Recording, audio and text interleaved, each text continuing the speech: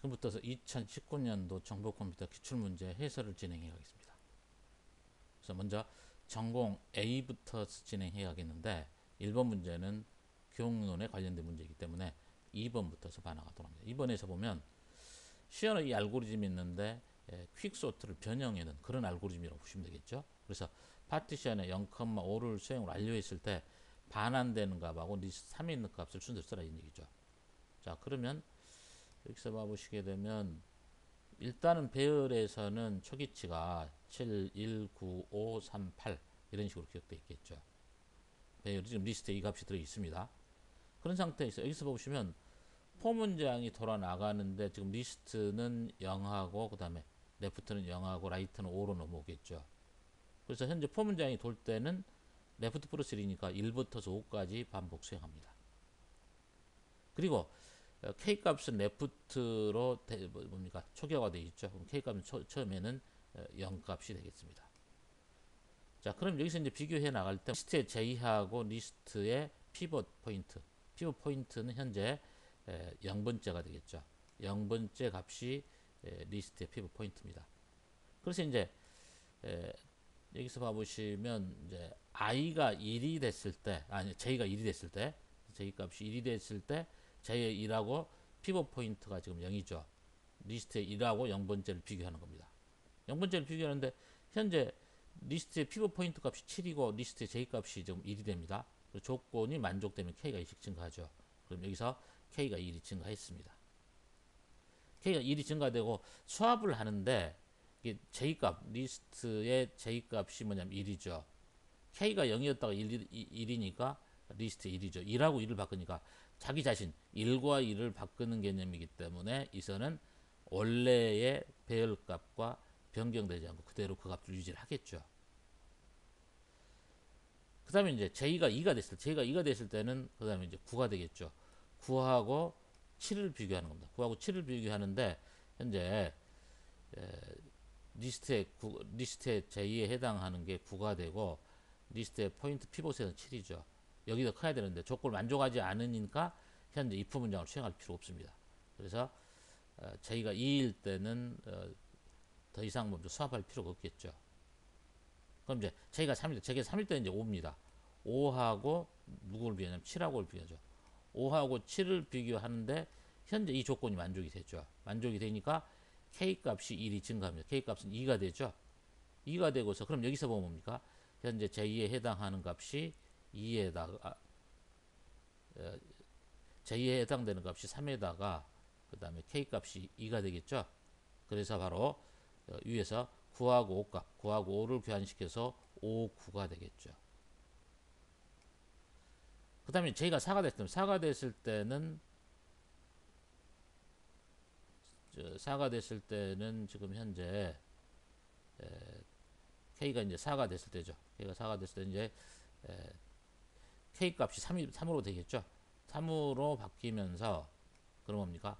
3하고 4번째 값을 서로 교환하는 거. 3하고 4번째 값을 교환하니까 저희가 4가 되면은 3, 9가 되는 겁니다. 그 다음에 이제 5가 될 때 같은 경우는 이제 7하고 8을 비교하는데 7하고 8을 비교했을 때 이때는 조건을 만족하지 않겠죠.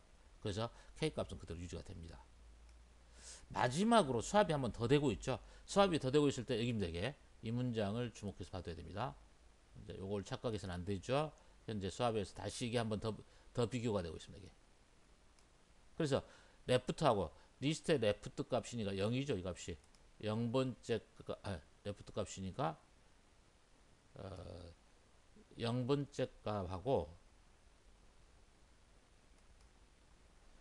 현재 피벗 포인트는 K 값을 대입했지 않습니까? 여기가 지금 0이 될 거고 피벗 포인트 값은 3이 되죠.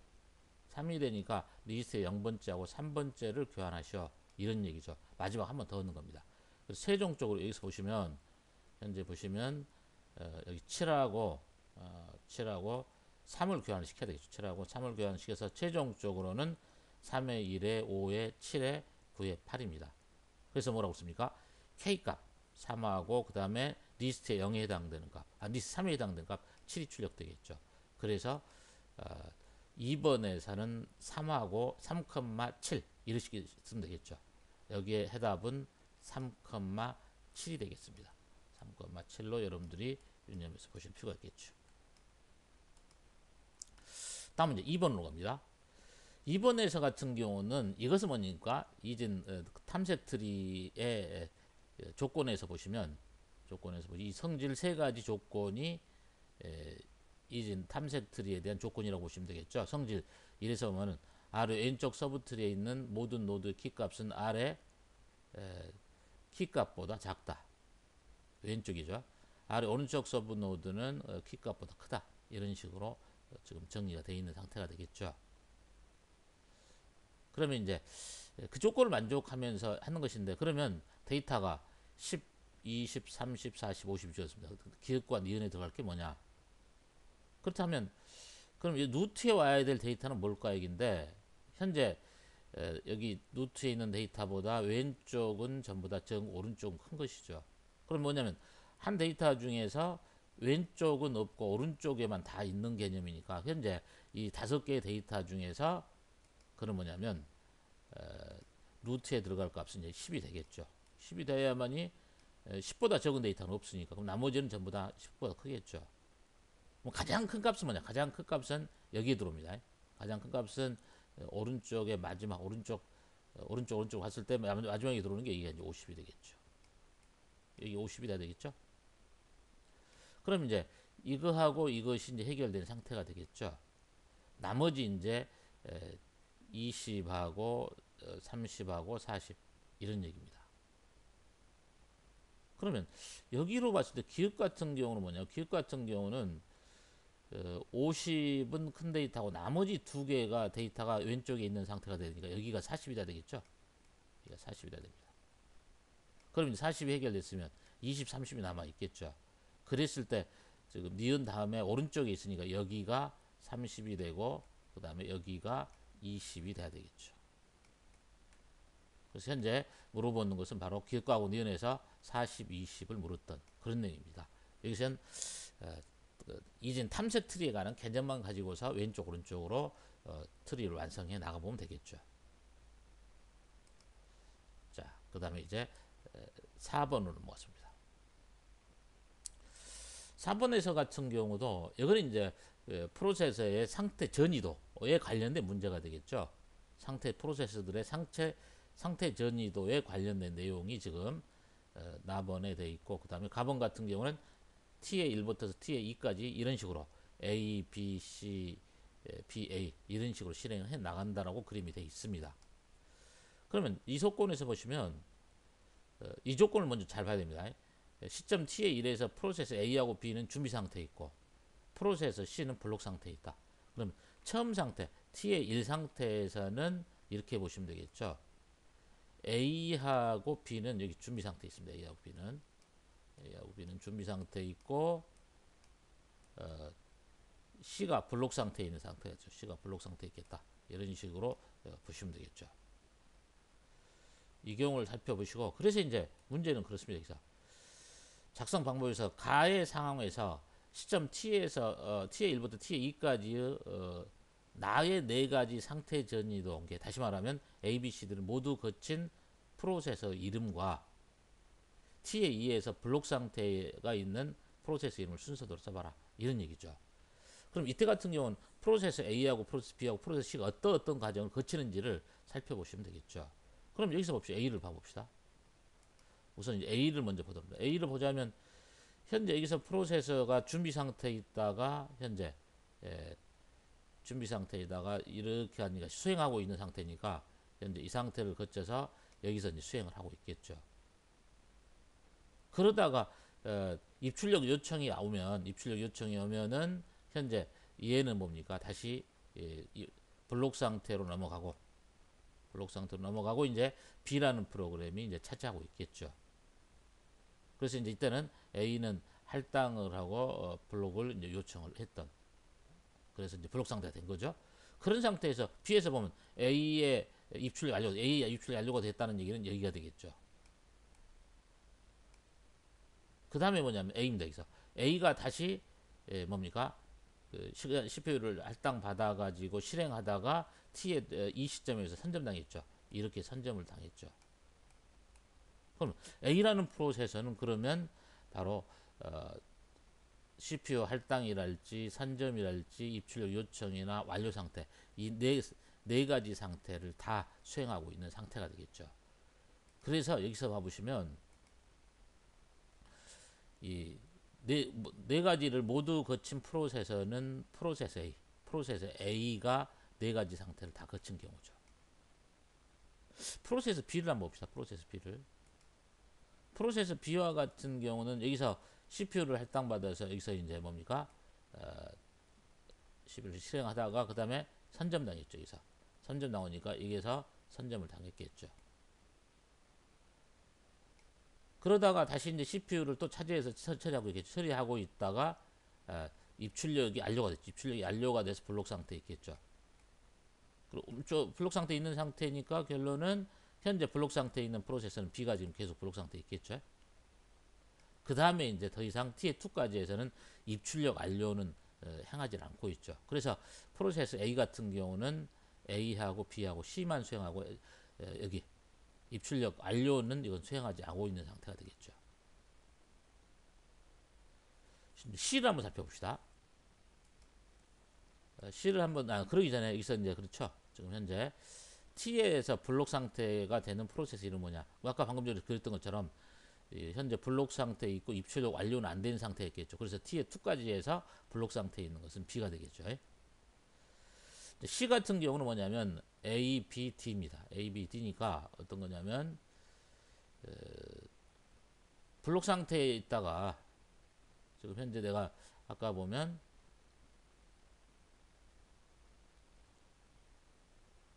이 T의 1에서 프로세서 A, B가 준비 상태에 있고 프로세서 C는 블록 상태에 있다 라고 했기 때문에 이 프로세서는 지금 블록 상태에 있겠죠. 그렇다가 이건계는 이제 뭡니까? 블록 상태에 있다가 여기서 실행을 하고 있다는 얘기는 이 프로세서는 뭡니까? 바로 입출력을 완료해서 CPU를 차지했다가 그 다음에 여기서 선점되죠. 선점되니까 이렇게 다시 떨어지는 그런 경우죠. 그렇지만 C는 뭡니까? 입출력 요청은 수행하지 않은 상태입니다. 그래서 여기서 봐보시면 지금 내가 그래뒀듯이 프로세서 A 같은 경우는 A, B, C, D를 다 수행했고 B는 A, B, C, C는 뭡니까? A, B, D입니다. 그래서 결론적으로 보자면 4개의 상태 전이를 다 수행하고 있는 것은 A가 될 거고 그 다음에 T의 2에서 블록 상태인 것 아까 얘기했던 것처럼 B죠. B가 블록 상태에 있다라고 하는 것들을 판단해서 보실 수 있겠습니다.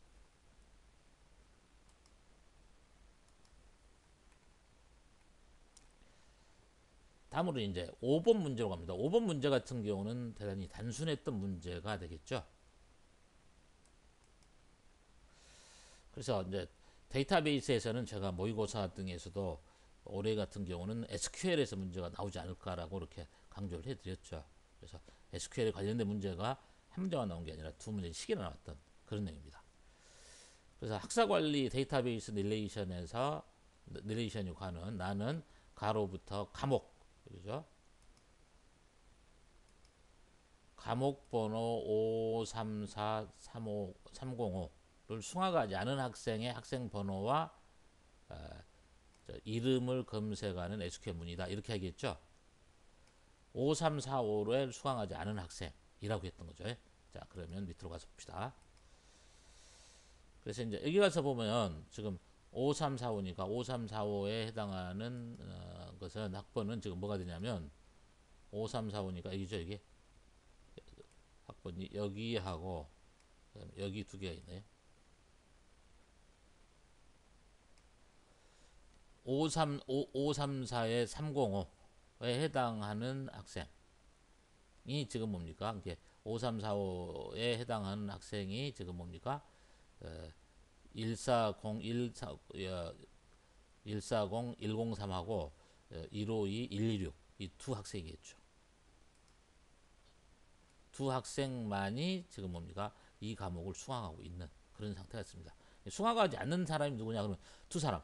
요거 두 개를 빼면 되겠죠. 이쪽으로 가가지고 지금 뭡니까? 현재 이남천하고 그 다음에 송기태. 사람이 되겠죠. 이 두 사람만이 이제 수강하지 않은 상태라고 보시면 되겠. 아니, 두 사람을 빼놓고 나머지 사람이 이제 수강하지 않은 상태가 되겠죠. 이 두 사람만 이제 수강을 한 상태고 나머지 세 사람은 수강하지 않는 상태. 그럼 그걸 출력하면 뭐냐? 그러면 인이라고 했을 때 이것에 해당되는 것을 찾는 거지만 not in이라고 했을 때는 현재 이 아래의 SQL문을 제외한 나머지 것이죠. 그렇기 때문에 여기가 not in이 들어가야 됩니다. 여기서 not in이 들어가야 되고 not in이 들어가게 되면 이 조건을 만족하는 사람이 이 두 개입니다. 두 개를 제외한 나머지 것에 그러니까 이 세 개가 되겠죠. 그래서 이 문제 같은 경우는 지금 이런 방식으로 갔기 때문에 해당되는 내용은 not in이 될 거고 SQL문의 실행 결과가 나오는 튜플 수는 3개가 되겠다라고 보시면 되겠습니다. 자, 6번 또한 뭡니까? C 언어에 관련된 문제가 되겠죠. 그래서 이번에 특징들이 뭐냐면 C 언어하고 관련된 내용들이 문제 출제가 많이 됐습니다. 그래서 여러분들 같은 경우 다시 새롭게 준비하신 학생들 같은 경우는 특히 C 언어를 가장 하나 밑거름으로 해서 준비를 해 주셔야 돼요. 그만큼 기초를 다지는 데는 C만큼은 꼭 제대로 기초를 다져놓고 나서 진행해야 됩니다. 그래서 문자열을 처리하는 시함수입니다. 그래서 실행 결과를 써봐라 이런 얘기죠.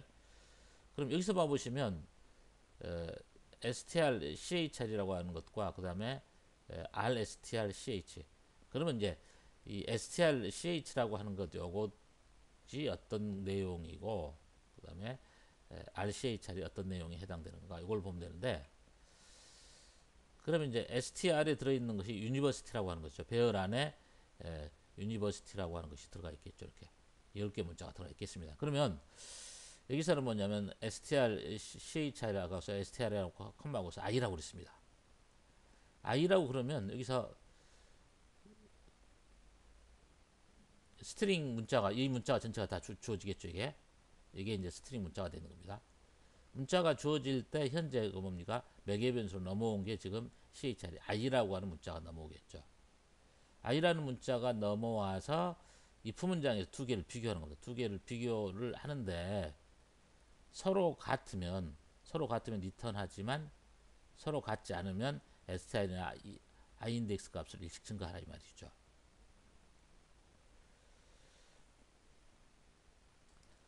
그래서 i인덱스 값이 0인 상태가 되겠죠. 그럼 결론은 뭐냐면 str에서 i라는 문자를 찾으면은 i인덱스 값 리턴하고 더 이상 뭡니까 수행하지 말라는 얘기죠.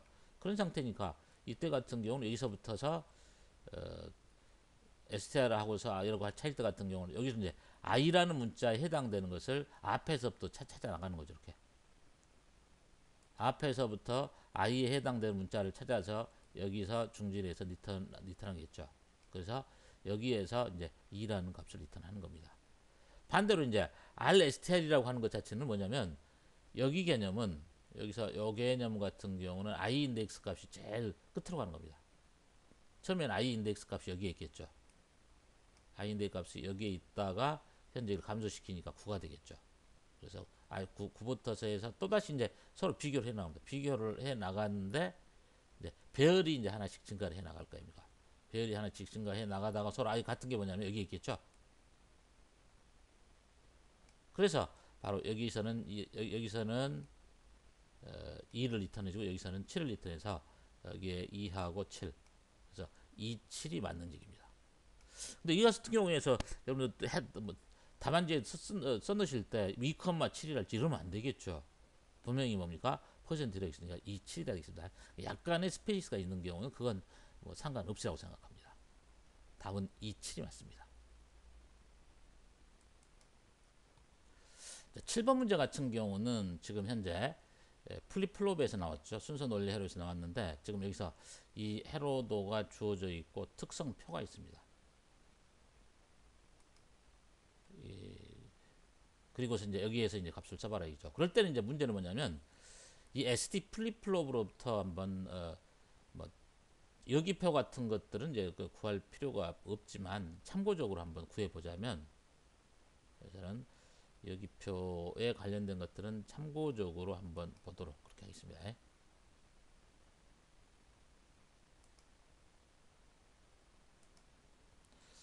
먼저 여기표를 작성해 보자면 이때는 다음 상태가 Q의 T라는 얘기는 바뀌지 않는다는 얘기죠. 다시 말하면 0이면 0이 되고 0이면 0이 되는 거고 1이 돼도 1이 되는 거죠. 이렇게 되겠죠. 그 다음에 만약에 이때 같은 거 무조건 1이 된다는 얘기는 요거는 여기는 무조건 1이 된다는 얘기는 0이어도 1로 되고 0이어도 1로 되고 1이어도 1로 되고 이런 식으로 되겠죠. 그럼 여기 그럼 0일 때 같은 경우입니다. 0일 때 같은 경우는 바로 0으로 1일 때 같은 경우도 0으로 이런 식으로 바뀌는 거다. 근데 Q에 바라는 얘기는 뭐냐면 이때 같은 경우는 0일 때는 1로 바뀌고 1일 때 같은 경우는 0으로 바뀌고 이런 식으로 변화가 되겠죠. 그럼 이제 여기서 이제 Q의 T에서 Q의 T 플러스 1로 해서 ST에 대한 여기표를 작성해 보면 0에서 0으로 갈 때 0에서 0으로 갈 때는 여기하고 여기죠. 여기하고 여기에서 보자면 이 두 군데로 보자면 S는 0, 1이니까 X가 되고 두 개는 0, 0이니까 0이 되고 이런 식으로 해서 일단은 여기표도 한번 작성을 한번 해보시길 바라고 그러면 이제 A의 T 플러스 1을 구하려면 먼저 이제 특성의 방정식을 구해줘야 되겠죠. 그러면 여기서 한번 봐봅시다. 그 A의 T하고 A의 T 플러스 1이 있을 때 지금 0이 됐을 때 현재 상태가 0이다가 다음 상태는 어떤 방식으로 바뀌던가 이거죠. 그래서 여기서는 Q하고 Q의 T 플러스 1이라고 하는데 위에 헤로드에서는 A하고 A의 T 플러스 1이라고 되어 있죠. 그래서 여기에 진리표 주어진 대로는 Q의 T하고 Q의 T 플러스 1입니다만은 이게 진리표에서 봐보면 A의 T하고 A의 T 플러스 보시면 되겠죠. 이때 그럼 0에서 00일 때 00일 때는 0의 때는 0으로 바뀌는 거죠. 그래서 여기서 뭡니까? 이 관계를 써보자면 그런 방식으로 해서 아까 했던 것처럼 쭉 해서 이렇게 보자면 이런 형태의 진리표가 나오겠죠. 그럼 이 진리표가 나오면 이걸 가지고서 카르노프 도표를 써가지고 한번 해보시게 되면 여기서는 이제 뭡니까? A의 T 플러스 1에 대한 것을 카르노프 도표를 써서 보면 이 식이 나옵니다. 이 식이 나오는데 그러면 T하고 S의 프라임에 해당되는 것들이 어떻게 되는가를 봐야 되겠죠. 그러면 여기 진리표. 여기서 S에서 보자면 S에 대한 식은 뭡니까? A하고 X가 AND 게이트로 만났죠. 그 다음 T는 A의 바하고 X가 XOR 게이트로 만났습니다. 이 식을 여기다 대입을 해주면 되겠죠. 그래서 그 식을 대입을 해서 이렇게 풀어보면 최종적으로 얻어지는 식이 현재 이 식이 되는 겁니다. 그래서 이 문제 같은 경우는 먼저 그래서 뭡니까? 특성표를 구해가지고 A의 T 플러스 1에 관한 간소화된 식을 먼저 구해 놓으면 되겠죠. 이 내용을 가지고서 여기서 대입해 보면 되는 겁니다. 이렇게 해놓고 나서 지금 X가 0이고 A의 T가 0일 때 X가 0이고 A의 T가 0일 때 같은 경우는 뭡니까? A의 T의 바에 X의 바죠? 1이죠. 1이고 0이 되는데 해봐야 이것은 현재 1이 되지 않습니까? 그래서 여기는 1이 되는 겁니다. 그럼 여기를 풀어봅시다. 이제 1일 때 같은 경우 여기 계산은 뭡니까? 바가 됐으니까 0이죠. 여기도 바가 있어서 0이죠. 그래서 여기 같은 경우는 뭐가 되냐면 0이 되겠습니다. 0이 되고 얘가 1이 된다는 사항을 이해해서 보시면 될 겁니다. 그래서 의외로 보면 이 문제 같은 경우도 이렇게 이 해로 이것과 뭡니까? 이 특성표를 통해서 A의 T 플러스 1에 관한 부울된 식을 구해야 되겠죠. 그래 놓고 나서 두 개의 값을 A의 T하고 X 값을 통해서 현재 최종적으로 어떤 값이 나오는가를 유도해 나가야 되는 겁니다. 이 문제 같은 경우도 혼동했던 사람이 많이 있었을 것 같습니다. 그래서 현재 7번 같은 문제는 쉬웠던 문제는 아닙니다. 이런 문제를 잘 해결을 할 수 있는 사람이 고득점을 할 수 있겠죠. 그 다음에 이제 네트워크 주소 변환 NAT죠. 이것은 뭡니까? 여러분들 그 과거에 기출됐던 뭡니까? NAT에 관한 문제들 잘 보시고 거기에 제가 해설 담아놓은 게 있을 겁니다. 그 내용을 여러분들 잘 보시면 돼요. 그래서 보시면 여기 그림이 지금 뭡니까? 기출문제 해설에서 제가 이미지 했던 거 따온 겁니다. 그래서 NAT라고 하는 것은 인터넷 주소의 고갈로 인해서 발생되는 단점을 극복하기 위해서 사설망이나 비공인 IP 주소들을 공인 IP 주소로 변환시켜주는 그런 역할을 하는 겁니다. 그래서 여기 그림에서 봐보면은 여기가 이제 뭡니까? 사설 뭡니까? 주소죠. 사설 네트워크가 됩니다. 여기가 이제 공인 네트워크가 되는 겁니다. 그 중간에서 주소를 변환시키는 거죠. 그래서 10.1.1.1 여기에 해당되는 것은 바로 뭡니까? 사설 IP 주소가 되는 거죠. 그래서 이 내용은 간단하게 기출문제에 있었던 남은 PDF 파일을 간단히 보고 넘어가도록 하겠습니다. 이건 기출문제 자료인데 보면 이제 사설 IP 주소가 A 클래스일 때는 10.0.0.0부터 10.255, 255 B 클래스에서는 172.16에서 172.31까지 C 클래스는 뭡니까? 190.168에서 190.168점 250은 255. 이 내용에 관련된 것들이 이제 사설 IP 주소라고 보시면 되겠죠. 그래서 이제 여기서 봐보시면 이게 10.1.1.1이라고 하는 게 이게 사설 IP 주소입니다. 사설 IP 주소인데 그러면 NAT라고 하는 게 공인된 네트워크 공인 네트워크로 넘어오려면 여기서 주소 변환을 시켜야 되는 겁니다. 그런 것처럼 여기서 봐보시면 여기에 대한 소스 주소가 10.1.1이죠. 10.1.1을 여기에 이제 소위 말하면 여기를 나갈 때 NAT로 나갈 때 변환시켜주는 주소입니다. 이렇게 변환시켜줘야 되겠죠. 그러나 목적지에 대한 것, 요거는 목적지에 대한 요거는 이대로 똑같습니다. 그럼 결론은 뭐냐? 바로 NAT로 변환되면서 사설 IP 주소를 공인 IP 주소로 바꿔주는 그런 역할들 하는 겁니다. 그래서 이때는 데이터를 이렇게 보낼 때죠. 반대로 보낼 때 같은 경우 뭐 있습니까? 마찬가지죠. 이때는 이제 송신 측에서는 170.1.1.2라고 하지만 NAT로 고치면서부터는 아니야 여기죠. 이게 이건 그렇고 이건 소수가 되고 이 목적지죠. 200.1.1에 해당되는 것은 여기서 10.1.1 이런 식으로 바꿔줘야 됩니다. 간단히 이 해설들을 봐보시고 그래서 이제 이 경우는 뭐냐면 바로 답이 나올 수가 있습니다. 여기서 그러면 여기서 봐보시게 되면 2점 17점 10점 100점 10이란 말이에요. 그래서 여기서 봐보시면 그렇죠. 사설 IP 주소 192.168.1.5 C 클래스에서의 여기가 C 클래스에서의 사설 IP 주소에 해당되는 거죠.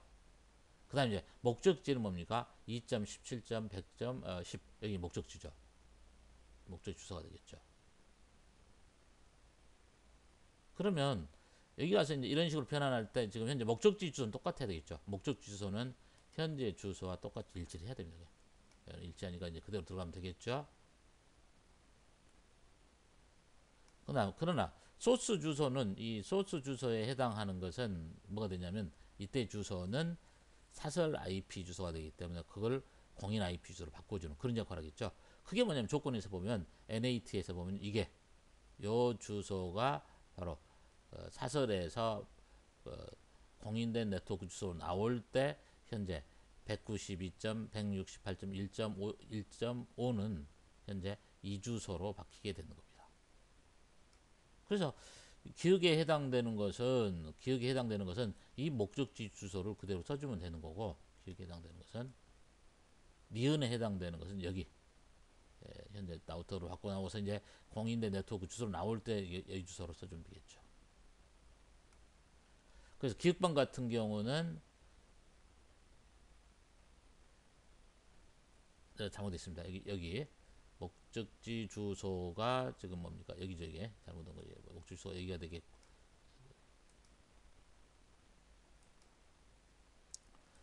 목적지 주소는 현재 여기가 되겠고, 그 다음에 이제 192.168.1.5라고 되어 있죠. 이 주소는 이걸로 변경을 시켜줘야 되겠죠.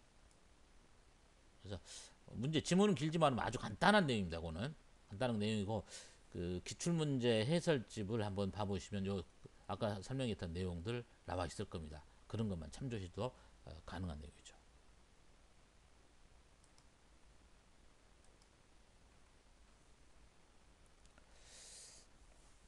자, 12번 문제로 가겠습니다. 12번 문제로 해서 이제 TCP/IP에서 그 세그멘트 송수신 과정에 관한 것이었죠. 그래서 이것도 또한 TCP 올해 통신에서 나올 만한 내용은 바로 TCP 쪽이 가장 유력하다 그런 얘기를 했죠. 그래서 뭐 혼잡 제어, 타이머, TCP 타이머, 그 다음에 TCP 전송 과정에 관련된 것들. 이 내용 바라고 했는데 실질적으로 문제가 출제됐습니다. 그래서 현재 보시면 여기서 봐보시게 되면 여기는 연결 설정 과정이죠. 여기는 연결 설정을 했던 과정이죠. 여기는 연결 설정 과정이 있고, 연결 설정 과정에서 보자면 지금 A에서는 100을 보냈습니다. 그러니까 B는 뭐냐면 윈도우 크기가 300이 되고 SYN이 1000이 되고 아크 101로 해서 보내면서 현재 A에게 나는 지금 윈도우 크기를 300으로 하겠다라고 보내는 겁니다. 그래서 이제 아크에 SYN을 했으니까 그 다음에 A는 또 이제 다시 아크를 보내면서 나는 윈도우 크기를 1000으로 뭡니까 B에게 나는 윈도우 크기가 3000이다, 1000이다 이런 식으로 이제 윈도우 크기를 서로 간에 상대방이 알려주는 그런 역할들을 하는 겁니다.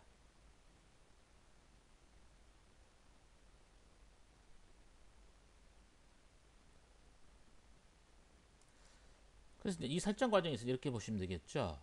지금 B측에서 같은 경우는 이제 윈도우 크기가 300으로 보면 되고 A측에서는 1000으로 보면 되겠죠. 그래서 그 설명들이 다 돼 있죠. 여기서 보시면 W는 수신 측에서 송신 측으로 전송하는 수신 측 윈도우 크기로 바이트 단위고 W300은 수신 측 윈도우 크기가 300이다. 이런 얘기죠. 그래서 여기서는 지금 윈도우 크기를 300으로 알려준 그런 상태가 지금 현재에서 됐겠죠.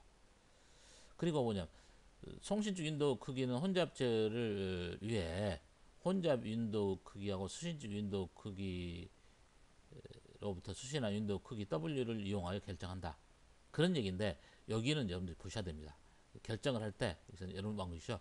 실제 윈도우 크기는 수신축 윈도우 크기하고 혼잡 윈도우 크기 중에서 민값 가장 적은 값을 실제 윈도우 크기로 설정시키는 겁니다. 그렇게 해서 이제 윈도우 크기가 주어진다는 것들을 봐두고, 그 다음에 시점 T의 1에서부터 A가 전송되는 세그멘트 크기가 100바이트다. 긴급 데이터는 없다고 했습니다. 그래서 T의 지금 뭐냐면 1의 시점부터서 부터 A가 전송하는 데이터 크기는 100바이트다 라고 이렇게 써두고 있죠.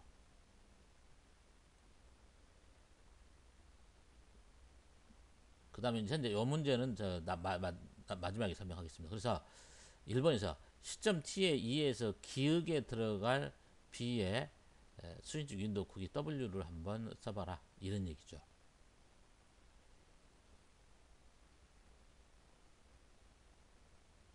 그러니까 이 문제에서 보자면 현재 T의 A에서 지금 B로 데이터를 전송할 때 T의 1이나 T의 여기서 계속 뭡니까 SYN으로 해서 보내고 있죠. 여기서 그림에서 보면 여기서 지금 데이터를 보내고 있습니다. 여기서 보내고 있고 여기서 보내고 있고 여기서 보내고 있고, 이때 뭐냐면 데이터를 100바이트씩 보낸다는 얘기예요. 근데 현재 B에서 윈도우 크기는 300 아닙니까? 300인데 여기서 데이터를 전송을 시켰을 때는 300이었다 100바이트를 보냈으니까 300 중에서 뭡니까 100을 받았기 때문에 200만 남아있는 상태가 되겠죠. 그렇기 때문에 이때는 윈도우 크기는 여기는 200이 되겠죠. 그 다음입니다. 그 다음에 이제 여기서도 이제 데이터 볼 때 100바이트 보내고 100바이트 보내고 이렇게 할 거 아닙니까? 근데 2번 문제에서 여러분들이 주목할 거 뭐냐면 여기서 어떤 얘기가 있냐면 TS3에서 A가 계산한 혼잡 윈도우 크기가 300바이트라고 가정할 때 A의 송신 윈도우 크기를 쓸 것.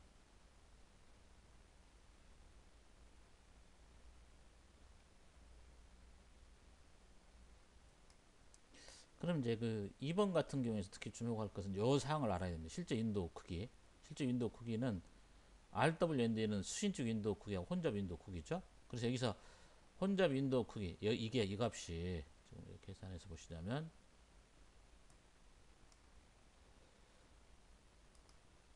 이 문제에서 보자면 여기가 지금 여기가 200이죠. 여기가 200이고 여기 혼잡 윈도우가 지금 300입니다. 300이니까 그래서 300 중에서 민 값이니까 그래서 여기가 200이 되겠죠. 여기도 200이 되고 200이 되고 그다음에 요 식을 알고 있어야 된다. 실제 윈도우 크기는 수신축 윈도우 크기와 혼잡 윈도우 크기 중에서 적은 값을 선택해야 돼요. 여기도 200이 되는 겁니다. 그다음에 이제 3번에서 니은의 세그멘트 전송이 가능한지 여부를 쓰고 그 이유를 설명해라 이렇게 하겠죠. 그러면 이 경우는 여기입니다. 니은번 같은 경우는 여기 있죠. 지금 현재 그러면 200인 상태 속에서 100바이트 보내고 100바이트 보내니까 수신축 윈도우 크기가 200에서 100바이트 보내니까 RWND는 제로가 돼버리겠죠. 그래서 니은번입니다. 니은번에 가서는 여기에서는 W 값이 여기서는 제로가 돼버리죠. 여기서는 이제 윈도우 값이 이제 제로가 돼버리기 때문에 더 이상 전송할 수가 없게 되는 겁니다. 그것이 다른 말로는 뭐냐면 여기서 얘기하는 것처럼 윈도우 폐쇄입니다. RWND 값이 제로가 되면 잠깐 동안 윈도우 폐쇄를 하는 겁니다. 윈도우 폐쇄를 한다는 얘기예요. 그래서 이 내용을 지금 물었던 거라고 보시면 되겠죠. 그래서 니은의 세그멘트에서 가능한지 여부를 사라. 이것은 윈도우 폐쇄가 일어났기 때문에 전송할 수가 없게 됩니다. RWND가 0이 되니까.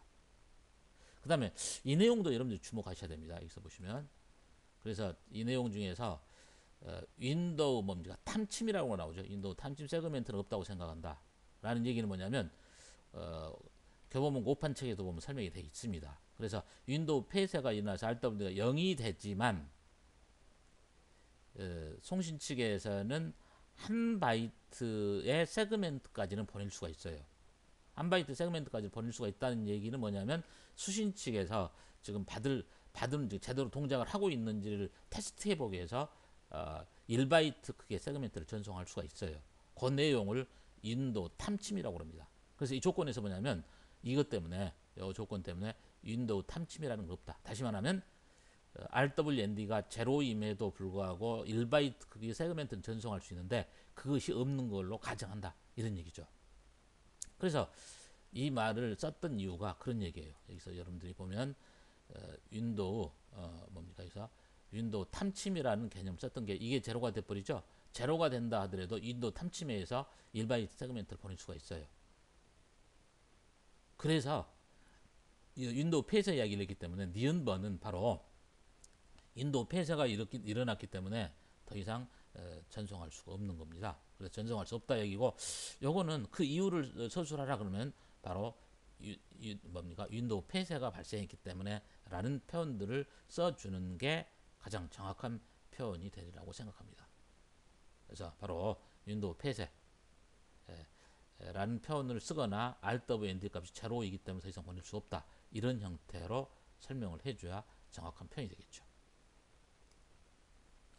다음은 이제 13번 문제인데 13번 문제는 바로 마찬가지 이제 시언어에 관련된 문제가 되겠죠. 그래서 시언어의 비중이 아주 높았던 그런 시험이라고 보겠습니다. 그래서 이제 다음에서 보면 compare라고 하는 함수가 있고 unique라고 하는 함수가 주어져 있습니다. 그러면 여기서 봐보시면 그 copy and sort라고 하는 것은 뭐냐면 뭐라고 되어 있냐면 배열을 하는데 정렬을 시킨 내용을 지금 S에 있는 내용을 정렬을 시켜서 T에다가 복사해주는 그런 함수라는 얘기예요. 자 그러면 밑줄친 기역에서 출력되는 이 기역 값을 써라. 그러면 여기서 compare A, B, U, unique하고 A의 10 이렇게 하겠죠. 그러면 바로 이제 컴페어 함수죠. 이 컴페어 함수가 어떤 역할을 하는가 얘기인데 바로 A하고 B가 들어와 있죠. A하고 B가 들어와 있으면 두 개를 뭡니까? 정렬을 시켜서 P하고 Q에다 복사를 해뒀죠. Q하고 P하고 복사를 해둬서 이 포문장이 돕니다. 포문장이 돌면서 P하고 Q가 서로 같지 않으면 비교해 나가다가 같지 않으면 DIPP, DIFF P의 I 값하고 P의 J 값을 뺀 값을 리턴을 시키는 게 DIF입니다. 이걸 한번 해설해서 한번 봐보도록 합니다. 여기서 보자면 A, B하고 6이라고 돼 있죠. A, B하고 6이라고 돼 있으면은 6개까지만 읽어서 정리를 시키는 거죠. 그러니까 현재 이제 여기서 보면 B 같은 경우는 6개만 있으니까 더 상관이 없으니까 이런 식으로 2, 3, 3, 5, 7, 8 이렇게 되겠죠. 근데 지금 A 같은 경우는 뭡니까? A 같은 경우는 지금 10개인데 데이터가 있는데 10개 데이터가 있다고 한다면 여기서 6개까지만 읽어야 되겠죠. 6개. 6개까지만 읽어서 6개 가지고 정리를 시켜야 됩니다. 다 정리를 시켜놓고는 끊어버리면 안 됩니다. 먼저 6개까지만 가져와서 정리를 시킨다. 요 사항을 여러분들이 이해해야 됩니다. 그래서 현재 여기서 봐보시면 6개까지만 와서 정리를 시키면은 이렇게 2, 3, 3, 7, 7, 8 이게 나오겠죠. 그래서 이제 두 개를 비교해 나가는 거죠. 이렇게 두 개를 비교를 이렇게 2, 2, 3, 3, 4, 4. 그래서 서로 다를 때죠. 서로 다를 때니까 여기서 서로 다릅니다. 여기서 서로 다르게 되면 P의 I에서 Q의 I를 빼니까 여기를 차를 빼게 되면 여기 값이 그래서 하나가 2가 되겠죠. 여기가 2가 되는 겁니다. 그 다음에 또 하나를 이제 보자면 바로 유니큐입니다. 유니큐라고 하는 것 자체는 뭐냐면 이것도 이제 데이터를 정렬을 시키겠죠. 데이터를 정렬을 시켜 놓고 나서 카운트를 두는데 P의 I하고 P의 I-1이라고 P의 I가 서로 같지 않을 때만 카운트가 일찍 증가하는 거죠. 카운트가 0이었다가 P의 I-에서 P의 I가 서로 같지 않을 때만 일찍 증가시켜라. 이야기는 뭐냐면 그러니까 이렇게 배열이 돼 있으면 이런 식으로 이제 비교합니다. 2를 비교하고 2 비교하고 2, 3을 비교하니까 이때 이제 서로 다르죠? 이게 여기에서 서로 비교를 해 나가면서 이렇게 비교할 때는 안 되죠. 이렇게 비교할 때는 서로 다르니까 1 증가됐죠. 그렇게 이렇게 비교할 때 상관없죠. 이렇게 비교할 상관없죠. 이렇게 비교할 상관없죠. 이렇게 비교 서로 다르니까 이때가 2. 이렇게 비교할 때 다르니까 이때는 3.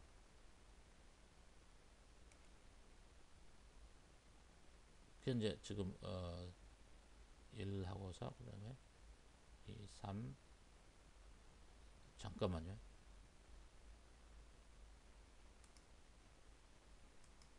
이 문제에서 이걸 헷갈려서는 안 됩니다. 지금 여기서 보시면 카운트를 여기다 제로라고 해뒀죠. 카운트를 제로로 해두고 여기서 카운트 플러스 한번 했지 않습니까? 폼 문장이 떠올 때 처음에 그 값이 한번 1이 증가된다는 얘기예요. 이게. 그래서 이때는 이제 카운트 값이 1이 증가되고 i가 이제 1이죠. 여기 이제 초기치가 그런다는 거죠. 초기치가 0 상태에서 1을 증가하니까 한번 증가된 상태죠. i가 1이 되겠죠. 그래서부터 이제 i가 1씩 증가하는 겁니다. 그래서 이 점을 여러분들 주목하면서 봐야 됩니다. 그래서 카운트 플러스 했죠.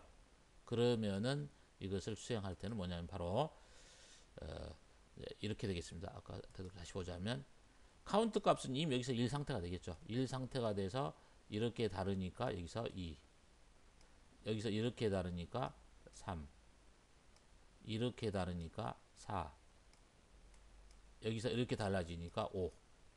그래서 최종적으로는 리턴되는 값이 2하고 5가 리턴되겠습니다. 그 점을 주목하고. 그래서 이제 여기 같은 경우는 이런 함정 때문에 함정이 걸려서는 안 됩니다. 이게. 그래서 요 착각을 해버리면 여러분들이 그래서 이제 바로 문제 중에서 보면 이런 함정들을 좀 특히 좀 잘 봐줘야 됩니다. 4라고 썼던 사람들 다 많이 있을 것 같습니다. 그 다음에 여기서 같은 경우도 끊을 때 전체를 다 소트해 놓고 나서 6개를 끊는다 할지 이것도 뭡니까? 함정이 걸리는 거죠. 그래서 2하고 5가 나오는 것에 유념할 필요가 있다. 그 다음에 이제 뭐냐면 프린트프에서 컴페어하고서 AC하고서 10 그랬죠. 그런데 조건에서 니은에서 0이 출력되도록 밑줄 친 A, B에 들어갈 값을 잡아라. 그러면 아까 했던 것처럼 컴페어하고서 A하고 C죠. A하고 C인데 그럼 여기 배열하고 이제 이 배열하고 이 배열을 지금 비교를 하는 거죠. 지금 여기하고 이 배열을 비교를 해 나가는데 컴페어 함수는 뭡니까? 아까 했던 것처럼 두 개가 모듈이 똑같아 버리면 0이 리턴 되도록 하는 것이다. 그런 얘기를 했기 때문에 그러면 A의 값과 B의 값이 똑같도록 만들었을 때 0이 되는 거죠. 그럼 비교해 보세요. 지금 여기서 3은 한 번, 두 번, 세 번, 네 번 나오고 있고 2가 두 번 나오고 있죠. 7이 두 번 나오고 8이 한 번 나오고 5가 한 번 나오죠. 그럼 여기서 7 두 번 나오고 5 한 번 나오고 8 한 번 나왔죠. 3 세 번 나오고 있고 2 한 번 나오고 있죠. 그러니까 A나 B가 여기가 2가 되고 3이 되거나 3 또는 2 답이 두 가지가 될 수가 있겠죠. 그래서 2,3을 쓰거나 3,2를 쓰면 되는 겁니다. 그래서 이 함수 여기서 이 함수들에서 보면 DFF가 0이 되려면 현재 if 문장 자체가 만족한 것이 아무것도 없어야 되겠죠. DEFF가 0이 되려면 바로 if 문장을 만족하는 서로 PI하고 Q의 I가 다른 게 하나도 있어서는 안 되겠죠. 그러려면 뭡니까 결론은 A의 값하고 B의 값이 동일해야 되겠죠. 그 값을 쓰라는 그런 어떤 내용이 되겠습니다. 그래서 13번 문제에서 2번 같은 경우에서 그 함정이 있는 것들 특히 아까 얘기했던 것처럼 그 유니큐에 관련된 함수들을 주목해 봐라입니다. 그다음 14번 문제입니다. 14번 문제는 이건 뭐냐면 직렬 스케줄링에 관련된 문제죠. 직렬 스케줄링에 관련된 문제인데 이 내용 같은 경우는 사실상 뭐 심화 과정에서도 예제 똑같이 해드렸고 문제풀이에서도 예제 해드렸죠. 문제풀이 했던 그 예제가 기술고시에서 나왔던 문제들입니다. 반복해서 두 번에 걸쳐서 나왔었는데 그 문제풀이나 심화 책에 나와 있는 직렬성에 관련된 문제를 풀면은 이 문제는 다 해결될 겁니다. 이 관련된 내 문제 같은 경우가 뭐 정익사 책이랄지 뭐 뭡니까 데이터베이스 배움터 책자 이쪽에는 소개가 안 된 내용들이죠. 그래서 문제풀이에서만 이해를 잘 하셨어도 이 문제가 풀리는 그런 내용이에요. 그러면 이제 트랜잭션 1, 2, 3이죠. 1, 2, 3이 있고 지금 현재 이런 식으로 실행을 해 나간다는 얘기죠. 그러면 조건들이 쭉 주어져 있는데 여기서 해설을 한번 봐보시기 바랍니다. 지금 트랜잭션 1은 지금 이런 방식으로 수행이 되겠죠. 이 수행되고 있는 것은 need x, need y, write y, need z, write z. 근데 이제 이런 식으로 실행을 해 나가는데 트랜잭션 2가 트랜잭션 1과 동시 처리되면서 연산 B는 기획 구간, 연산 C는 디귿구나 디귿 수행된다. 그 내용이 뭐냐면 여기죠. 그 내용 해당되는 게 여기서 보면 연산 B에 대한 게 기획 구간이 여기죠. 그 다음에 뭡니까? 연산 C 같은 경우는 디귿 구간이니까 여기가 되겠죠. 이렇게 이제 수행이 된 상태에서는 그럼 뭐냐면 직렬성이 있는지 직렬성이 없는지에 관한 것은 결론은 뭐냐? 바로 이 선행 그래프를 그릴 수가 있어야 됩니다. 이 선행 그래프라고 하는 것을 이해를 못하는 문제를 풀 수가 없는 거죠. 그래서 선행 그래프에 관련된 것들은 내가 심화 과정에서 했던 그 책의 내용들을 보도록 하겠습니다. 보면 선행 그래프라고 하는 그릴 때 스케줄 S에서 TI가 라이트 아이템의 X에서 실행한 후 라이트에서 리드로 수행될 때 이때 이제 간선이 이렇게 형성이 된다는 얘기죠. 리드에서 라이트로 사용될 때 그때도 간선이 생성됩니다. 라이트에서 라이트. 그러니까 라이트에서 리드로 실행할 때, 리드에서 라이트로 실행할 때, 라이트에서 라이트로 실행할 때 이때 간선이 형성되는 겁니다. 그래서 뭡니까? 선행 그래프에서 사이클이 없으면 스케줄 S는 직렬 가능이고 스케줄 S가 직렬 가능하다면 선행 그래프는 사이클이 없다라고 그랬죠. 사이클을 그려서 있는지 없는지를 보면 되겠죠. 그래서 트랜잭션을 원으로 표현해주고 방금 이야기했던 것 라이트에서 리드냐, 리드에서 라이트냐, 라이트냐에 따라서 간선을 표시해 주는 겁니다. 그래서 이제 여기서 보시면 이렇게 했으니까 트랜잭션 1에 대해서는 이런 식으로 실행을 해 나가는 거죠. 그러면 간선을 나가면 되는 겁니다. 간선을 찾아 나가면 되는데, 그러면은 이때 같은 경우는 여기서 리드 Y를 했는데 바로 가서 라이트 Y를 해주죠. 이렇게 간선이 있네요. 그 다음에 여기서 뭡니까? 리드 Z라고 다음에 라이트 Z를 했죠. 이렇게 간선이 있죠. 그래서 여기서는 뭐냐면 바로 Y하고 Z가, Y라고 하는 변수하고 Z라는 변수가 이런 형태로 간선이 형성돼서 사이클이 형성돼 있지 않죠. 이거는 직렬 가능 스케줄, 직렬 가능 또는 직렬성 같은 얘기입니다. 직렬 가능 스케줄, 직렬성 서로 같은 편이다. 그렇게 보시기 바랍니다. 그러면 트랜잭션 2가 1과 동시에 처리될 때 연산 B가 니은 구간, 연산 C가 디귿 구간이다. 이때는 이제 밑으로 내려와서 이렇게 되겠죠.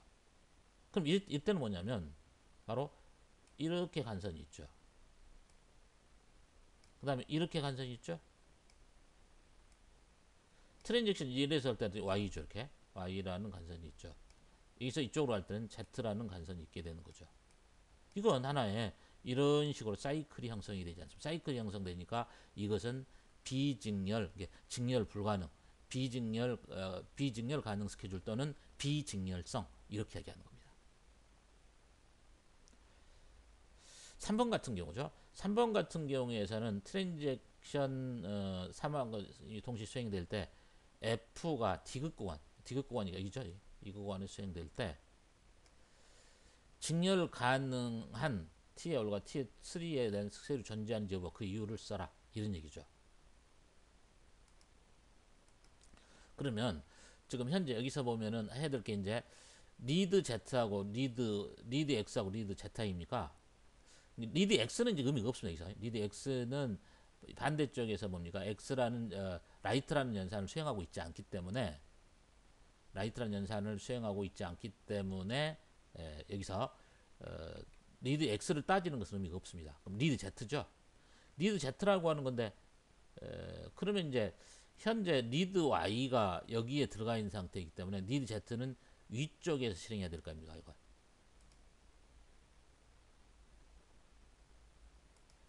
이 내용은 지금 여기서 봐보시면 현재 상태는 지금 리드 여기죠. 라이트 Y에서 리드 Y라고 되어 있으니까 이렇게 간선이 지금 연결이 되어 있겠죠. 그러면 리드 Z라고 하는 것 자체를 위에서 수행을 해야 될 거 아닙니까? 위에서 그럼 뭡니까? 위에서 리드 Z를 수행해야 되는데 여기서는 반드시 라이트 Z가 있기 때문에 이런 간선이 생성이 되지 않습니까? 이 문제가 여기에 있든 어디가 있든 간에 바로 T의 2에서 1로의 간선이 반드시 생성이 되는 겁니다. 그러면 이런 간선이 있기 때문에 3번 같은 경우는 뭐나? 바로 그 직렬 가능은 존재하지 않습니다. 존재하지 않는다. 없다. 그렇게 보시면 되겠죠. 왜? 이렇게 해서 간선이 T에서 1에서 2까지 간선이 있고 T에서 2에서 1까지 간선이 형성이 돼 버리니까 리드 Z라고 하는 게 어디서 수행하든 그렇기 때문에 이때는 직렬 가능한 스케줄이 절대 아닙니다. 그래서 직렬 가능한 것은 존재하지 않는다로 써주고 설명은 바로 이렇게 간선이 두 개가 사이클 형성된다라고 하는 것들을 설명해 주시면 되겠죠. 여기까지 해서 전공 A에 대한 내용을 설명을 마무리했습니다. 그래서 이 내용을 해놓고 나서 이제 전공 B에 대한 것들은 다음 강에서 진행할 건데 오늘 자료가 올라오지 않으면 내일까지는 전공 B도 같은 방식으로 해설을 해 나가도록 그렇게 하고 마무리를 짓겠습니다.